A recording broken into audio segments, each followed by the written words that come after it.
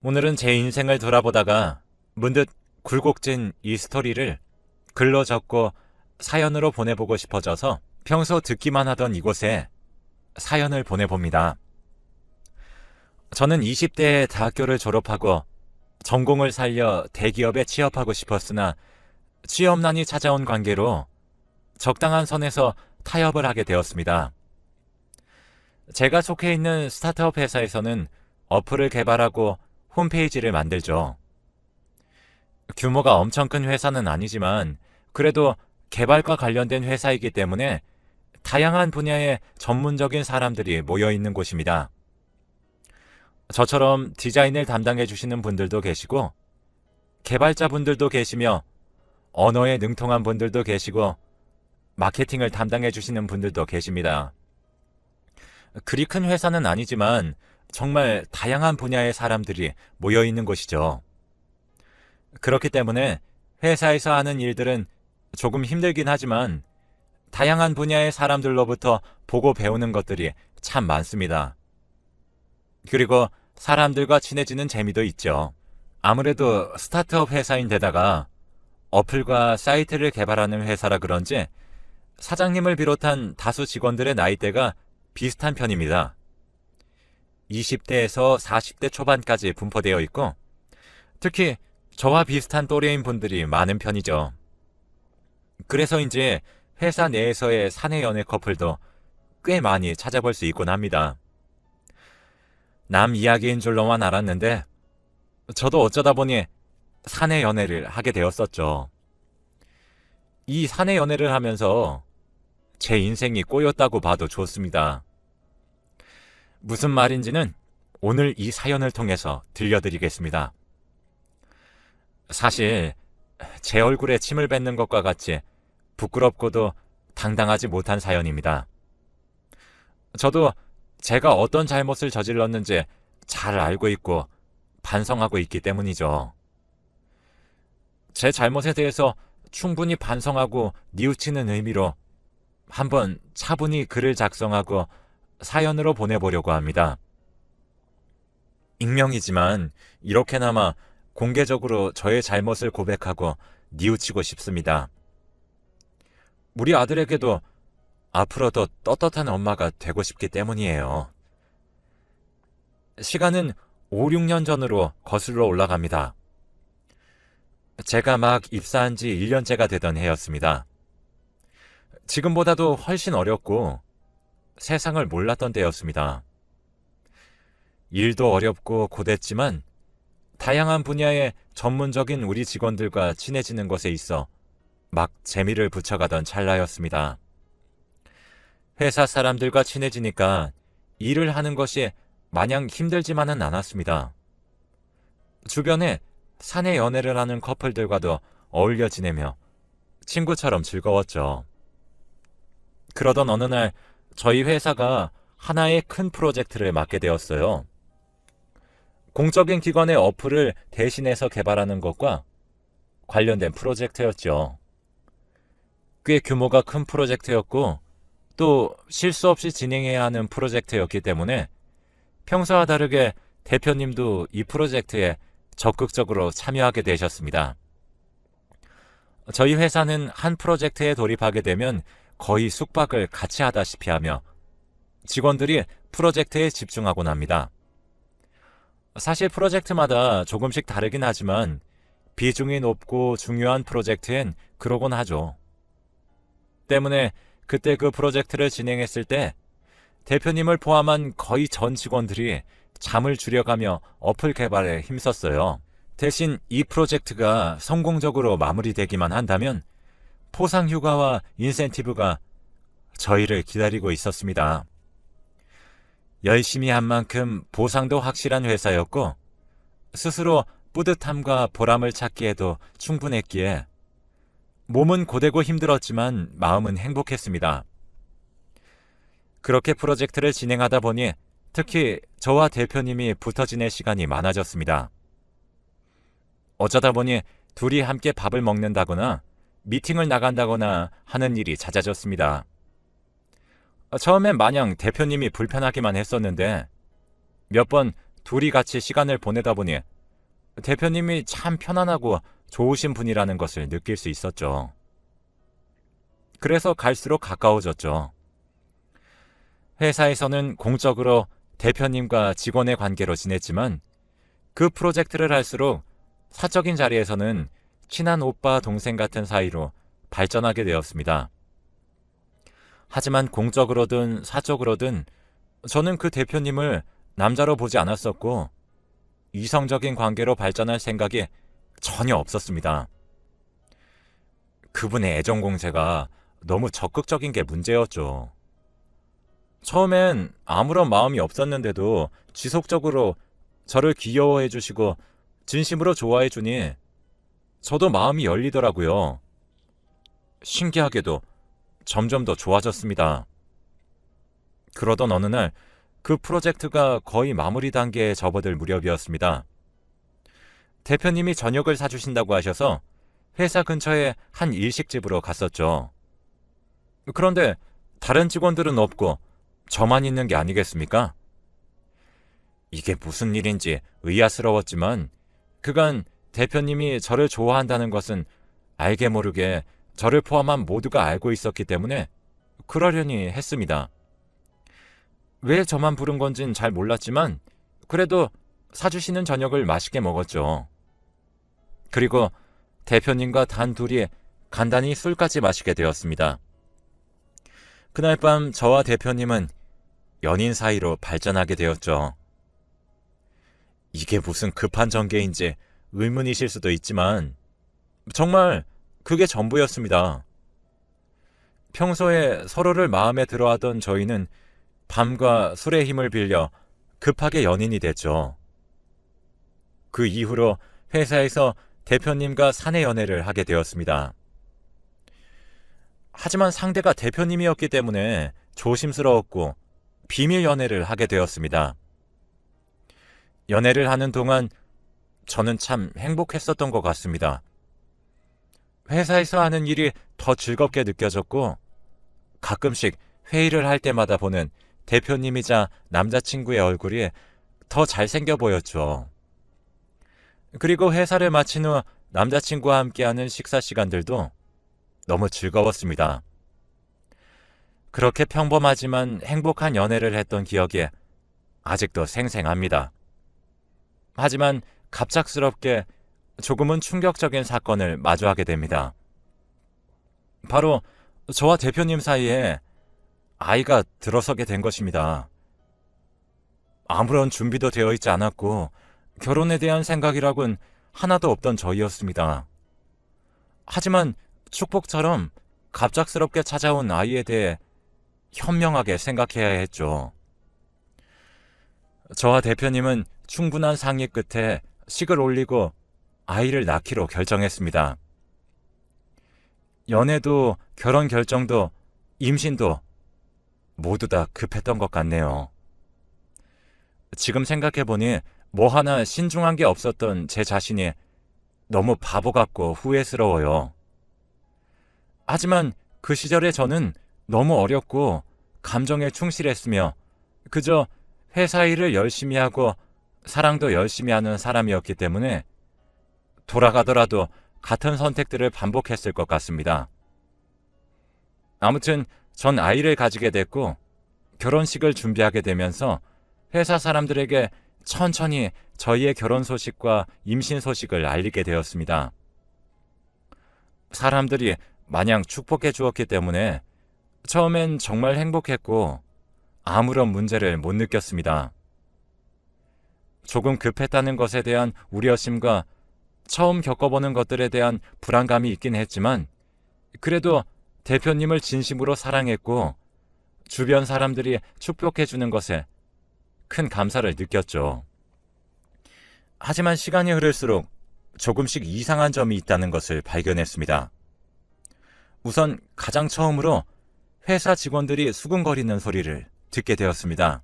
대표님이 만나던 다른 여자들은 정리가 된 건지, 저는 그것을 다 알고 만나는 것인지, 제가 임신했다는 아이가 대표님 아이가 맞는지 등 정말 터무니없고 제 기분만 나빠지는 소문들이었습니다. 아니 땐 굴뚝에 연기가 나냐는 말이 있긴 하지만 그래도 너무 근거가 없는 소문들이었기에 가뿐하게 무시하기로 결정했었습니다. 워낙에 사람들이 가십거리를 이야기하기 좋아하기도 하고 또 회사 내부의 일인데다가 대표님의 결혼과 관련 있는 일이니까 다들 저렇게 떠들 수도 있겠다 생각했네요. 여기서 조금 수상함을 인지했어야 했는데 그러지 못했던 게 최대의 한이네요. 그리고 두 번째로 수상함을 느꼈던 부분은 바로 이것입니다. 제가 결혼을 한다고 회사 내에 알리고 3주 안에 3명의 여자 직원이 연달아 퇴사를 했죠. 처음엔 어찌된 영문인지 몰랐고 각자의 이유가 있다고 생각했습니다. 조금 의아했지만 싱숭생숭한 시기인 것 정도로만 생각했죠. 하지만 직원들의 소문과 여직원 3명의 퇴사가 겹치다 보니 저도 심란해졌습니다. 그래서 대표님께 직접 물어볼 용기는 없었고 회사 내에 친하게 지내는 동료들에게 물었습니다. 이런 소문을 듣게 되었는데 소문의 근원이 어떻게 되는지와 최근 퇴사한 직원들의 퇴사 이유에 대해서 궁금하다고 했습니다. 그러자 사람들로부터 돌아오는 대답은 정말 충격이었습니다. 정말 그것을 모르고 지금까지 만나온 것이냐며 다들 놀라했죠. 그들이 놀라하며 말해주는 진실들이 더 충격적이었습니다. 사람이 너무 놀라면 아무런 말도 안 나온다는 게 무슨 뜻인지 깨달았었죠. 대표님은 오래전부터 카사노바로 유명했다고 했습니다. 회사 내에 대표님과 한 번은 안 엮어본 사람이 없을 정도였다고 했습니다. 그리고 여자 직원과 얽히는 방법도 거의 엇비슷했다고 했습니다. 저를 불러냈던 일식집도 이미 다른 여자 직원들과 많이 다녔던 곳이라고 했습니다. 제가 이러한 구체적인 사실들을 말하기 전에 다른 직원들은 많은 것을 알고 있었기에 신뢰감을 가질 수밖에 없었습니다. 이 사실을 어떻게 저만 모를 수 있었는지 의아했습니다. 대표님이 중요한 프로젝트에 들어가게 되면서 그런 행동을 조금 자제하셨다고 했습니다. 그리고 정말 저를 진심으로 좋아하셨던 게 맞을 수도 있겠다는 말도 들었습니다. 워낙에 사생활을 철저하게 지켰던 대표님이셨기에 직원들도 자세히 알진 못했던 거죠. 하지만 이번에 제가 결혼 발표를 하게 되면서 대표님과 만난 경험이 있거나 최근에 대표님과 만남을 가졌던 사람들이 퇴사를 하게 된 건 맞다고 했습니다. 이야기를 들어보니 저와 교제하는 동안에도 다른 직원들을 만났더라고요. 저는 억장이 무너지는 듯 했고 너무나도 큰 충격을 받았습니다. 집에서 한참을 고민했죠. 이런 소문이 있는 남자와 정말 결혼하는 게 맞는 것인지 성급하게 가져버린 아이에게도 너무 미안했습니다. 하지만 저는 그때 제 아이가 가장 소중했고 아이에게 아빠를 지켜주기 위해서 대표님을 둘러싼 소문들을 혼자 묻고 가기로 결정했습니다. 이제 와서야 가장 후회하는 제 행동이죠. 조금 늦었지만 잘못된 것을 깨닫고 되돌릴 수 있었을 때 되돌렸어야 했습니다. 어쩌면 결혼 직전이었던 그때가 마지막 기회였을 수도 있겠다는 생각을 합니다. 하지만 저는 어렸고 어리석었고 그와의 결혼을 결국 하게 되었습니다. 그리고 건강한 사내 아이를 낳게 되었습니다. 지금은 아들이 벌써 어린이집에 다닐 나이가 되었습니다. 제가 왜 마지막 기회였다는 말과 스스로를 어리석었다고 했는지 말씀드릴게요. 결혼 직전 우리 남편이 다른 회사 직원들과도 교제를 했었다는 사실을 알게 된 후 더 많은 것들을 알게 됐었기 때문입니다. 저는 저를 교제해오며 다른 사람들에게 눈을 돌린 정도인 줄로만 알았습니다. 그런데 진실 하나를 알게 되니 물고가 트이듯 숨겨져 있던 다른 진실들도 튀어나왔습니다. 저를 주로 만나오면서 살짝 바람을 피운 수준이 아니었습니다. 양다리, 삼다리, 사다리 그 이상이었던 것이었죠. 삼다리나 사다리라는 단어는 존재하지 않을 수도 있겠네요. 당연합니다. 저도 그때 처음 그런 상황을 접했었고 누구나 쉽게 접할 수 있는 상황은 아니라 생각해요. 그렇게 어리석은 결혼과 임신도 벌써 몇 년 전이고 제가 묻어뒀기 때문에 정말 아무런 문제도 없이 살아갈 수 있을 줄 알았습니다. 그런데 세상 사는 게 그렇게 호락호락하지가 않더군요. 또 다른 문제는 저희 아들의 어린이집에서 일어났습니다. 아들이 만 나이 4살이 되면서 집 근처 어린이집에 보내게 되었습니다. 아이반 선생님께서 참 친절하셔서 믿음이 갔고 무엇보다도 아들이 선생님을 참 좋아했죠. 그렇기 때문에 저도 마음 놓고 아이를 보낼 수 있었습니다. 아이 선생님도 우리 아들을 예뻐하는 마음에서 원에서 찍은 사진들을 본인 친구들이나 친언니에게 자랑을 했었다고 했습니다. 그런데 문제는 여기서 발생합니다. 우리 남편이 회사를 다니며 저와 연애할 때 동시에 만났던 전 회사 직원분이 바로 저희 아들 어린이집 선생님의 친언니였던 것입니다. 세상이 이렇게나 좁을 줄은 정말 꿈에도 몰랐습니다. 하루는 어린이집에서 선생님들이 수군거리는 말을 들었는지 아들이 이런 말을 하는데 정말 심장이 무너져 내리는 줄로만 알았습니다. 엄마, 우리 아빠가 못났고 엄마는 바보인 거야? 라고 천연덕스럽게 물어보는 아이 질문을 듣고 뒤에서 정말 한참을 울었습니다. 너무 미안했고 부끄러웠어요. 그래도 아이가 보는 데에서 그런 이야기를 했다는 것은 정말 아닌 것 같아서 하루는 아이의 어린이집을 찾아갔습니다. 과거의 제 무지함 그리고 남편의 잘못을 사과하더라도 아이가 그런 이야기를 듣게 한 부분에 대해선 사과받고 싶었다는 생각 때문이었습니다. 아이의 선생님은 사실 그 전 직원분의 동생이셨기 때문에 결정적으로 그 일에 대해서 제가 언급할 필요도 없을 것 같기도 했지만 이야기가 잘 안 된다면 원을 옮기려고 했죠. 하지만 저는 거기서 더 충격적인 진실을 마주하게 되었습니다. 어느 정도 제가 찾아올 것을 예상은 하고 있었는지 놀라지도 않더군요. 그리고 제가 따로 개인적인 이야기를 하고 싶다고 하니 친언니를 부르겠다고 하더라고요. 저도 피할 수만 있는 입장은 아니었기 때문에 알겠다고 했습니다. 어린이집에 딸려있는 놀이터에서 셋이서 만나게 되었습니다. 저, 그리고 어린이집 선생님, 그녀의 친언니이자 제 남편의 전 애인까지. 참 웃긴 조합이라고 생각했습니다. 지금도 아직 그 순간을 상상하면 눈이 떨리고 다리가 떨립니다.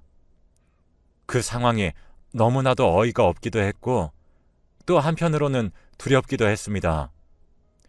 무언가를 잘 몰랐다는 대가로 이렇게 괴로운 상황을 마주할 수 있다는 것을 깨달았고 또 제가 진실을 묻는다고 묻어지는 게 아닐 수 있겠다는 생각을 하게 되었습니다.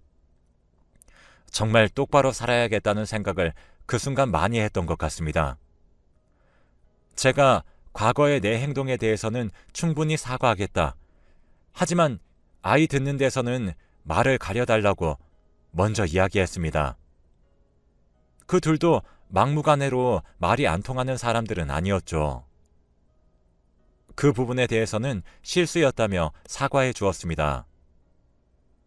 그런데 갑자기 아직도 제 남편에게서 연락이 오는 건 알고 있냐며 충격적인 진실을 꺼내들었습니다. 저는 너무 충격이었습니다. 결혼 후에도 정신을 못 차리고 그러는 줄은 정말 몰랐죠. 그러더니 그 둘이 제게 이런 말을 해주었습니다. 아이를 위해서 못 헤어진다는 말은 바람직하지 않다고요. 진짜 아이를 생각한다면 저렇게 정신 못 차리고 있는 아빠와 헤어지는 게 맞다고요. 그 말을 듣고는 머리를 망치로 맞은 듯 많이 아팠습니다. 제가 결혼을 한다고 할 무렵 그냥 조용히 퇴사하기를 결정한 것은 저도 같은 사람이라고 생각했기 때문이었고 남 일에 끼고 싶지 않아서였대요. 하지만 이렇게 아이의 엄마가 되어 혼자 열심히 사는 제 모습을 보게 되니 마음이 안 좋아서 다 말해주게 된다고 했습니다. 오히려 불편한 진실을 진심으로 저를 걱정하는 마음에서 이야기해준 그들에게 고맙더라고요.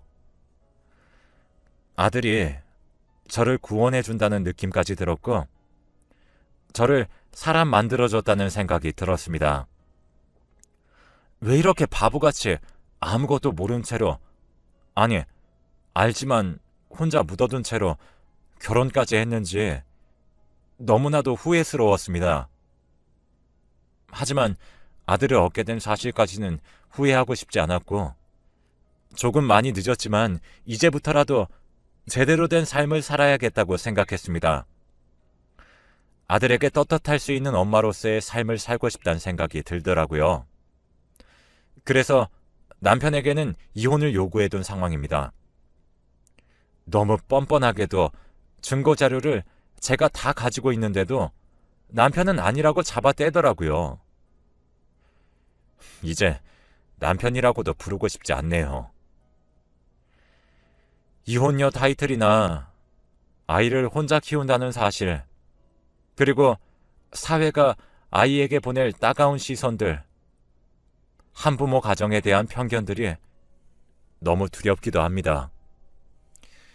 여전히 그것들을 마주할 자신이 없긴 해요. 저는 아직 여전히 어리고 모든 것들이 다 처음이니까 그럴 수밖에 없겠죠. 어쩌면 제대로 마주해본 경험이 저도 한 번도 없으니까 당연할지도 모르겠습니다.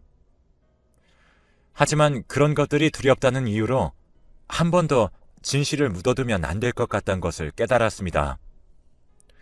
지금은 늦었지만 용기 내서 제게 진실을 알려준 그 자매에게 참 고맙고 아들의 어린이집 선생님이 마침 그녀의 동생이었다는 게 너무 신기합니다. 어쩌면 우리 아들이 마련해준 하나의 운명 같은 기회가 아니었을까 싶습니다. 여러분들도 잘못된 것들을 지금 바로 잡으세요. 정말 마지막 기회가 주어졌음에 감사하며 살게 되실 겁니다. 그리고 마지막으로 한 가지 더 이 사연을 통해 하고 싶은 말이 있습니다. 한부모 가정이나 혼자 아이를 키우는 사람들에 대한 따가운 시선과 편견에 대해서 한 번 더 곱씹어 보시고 멈춰주시길 바랍니다. 세상을 살아가는 모양새나 방식들은 정말 사람들마다 제각각인 것이니까요. 지금까지 제 사연 들어주셔서